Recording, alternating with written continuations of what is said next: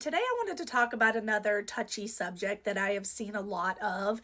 And I'm kind of like those type of people that get online and see, Christian videos and see all the comments that come with that. So, one that I've seen a lot is about Christians judging other people. And a lot of times I see the verse that is referred to in the Bible is Matthew 7:1 that says, "Do not judge, or you will be judged." So I think people are kind of taking that out of context and say, Jesus said not to judge others, but this is what I really feel like us as believers are supposed to do when it comes to judging.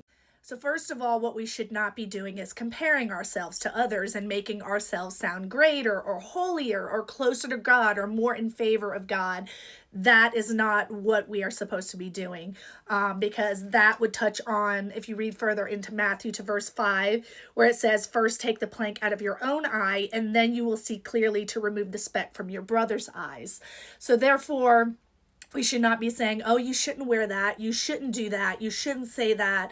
um you know I would never do that. So you're not supposed to act any better or more in favor than anybody else. However, as believers in Christ, we are called to help other believers and people stay on the right track.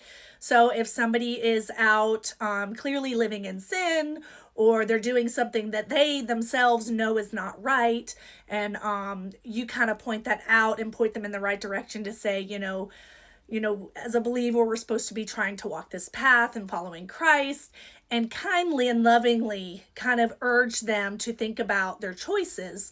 And we do have the right to steer those people in the right directions. That is not judging them or acting as though we're better than them, but it's us. The Lord has called us to help other believers stay on track. A good Bible verse to back that up would be Galatians 6:1 and 2. "Brother and sisters, if someone is caught in sin, you who live by the Spirit should restore that person gently. But watch yourselves, or you also may be tempted. Carry each other's burdens. In this way, you will fill the law of Christ." So basically, what that's saying is just to gently and lovingly remind our brothers and sisters in Christ if they are falling off the path. However, us ourselves are not immune to falling off as well. So we have to keep that in mind and stay strong minded and keep focused on Christ, because we very well can fall into the same sin. So we have to be aware of that. But just be loving about it.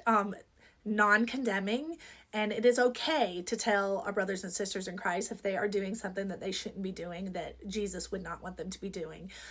So that's all I wanted to talk about today, and I hope you all have a blessed day and a blessed weekend.